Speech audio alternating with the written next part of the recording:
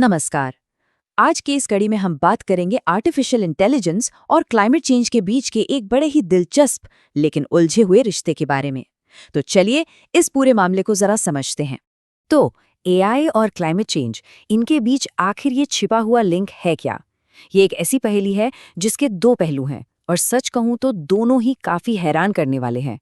तो सबसे पहले बात करते हैं इस पैराडॉक्स यानी इस विरोधाभास के पहले पहलू की। देखिए, एआई अपनी इंटेलिजेंस की एक बहुत बड़ी कीमत वसूलता है और वो कीमत है जबरदस्त एनर्जी की खपत, जो इसे एमिशन यानी उत्सर्जन का एक बहुत बड़ा इंजन बना देती है।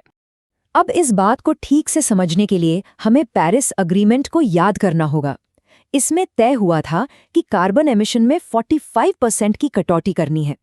यह हमारे प्लैनेट को बचाने के लिए एक बहुत बहुत बड़ा और जरूरी टारगेट है। -45%। ये आंकड़ा दिमाग में बिठा लीजिए, क्योंकि यही हमारा टारगेट है, यही हमारा पैमाना है। पर लक्ष्य और हकीकत में जमीन आसमान का फर्क है।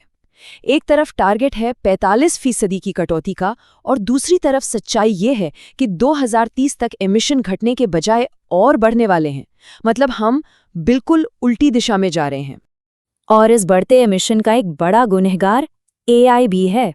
दरअसल एआई इंजन्स और बिग डेटा को चलाने में बेहिसाब एनर्जी लगती है। चलिए इसे एक बहुत ही आसान उदाहरण से समझते हैं। एआई चैट पर जो एक मामूली सा सर्च किया जाता है ना, वो उतनी ही बिजली खाता है जितनी एक 100 वॉट का बल्ब 20 मिनट तक जलने में लेता है।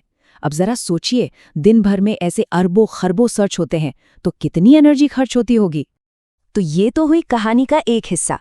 अब चलिए सिक्के के दूसरे पहलू पर नजर डालते हैं और देखते हैं कि एआई की इस स्मार्ट पावर का इस्तेमाल क्लाइमेट क्राइसिस से लड़ने के लिए आखिर हो कैसे रहा है।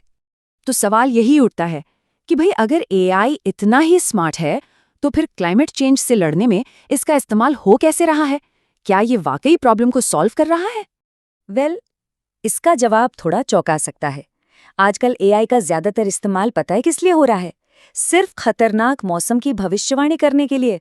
मतलब तूफान कब आएगा, बाढ़ कहाँ आएगी, ताकि हम उसके असर के लिए पहले से तैयारी कर सकें।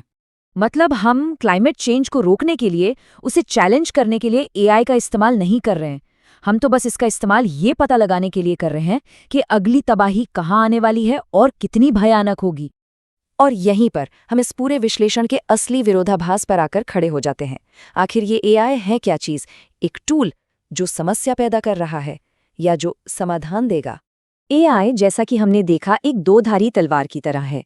एक तरफ ये अपनी जबरदस्त एनर्जी की भूख से एमिशन बढ़ा रहा है, यानी प्रॉब्लम को और बड़ा कर रहा है, और दूसरी तरफ ये उसी प्रॉब्लम से होने वाले नुकसान का अनुमान लगाने में हमारी मदद कर रहा है।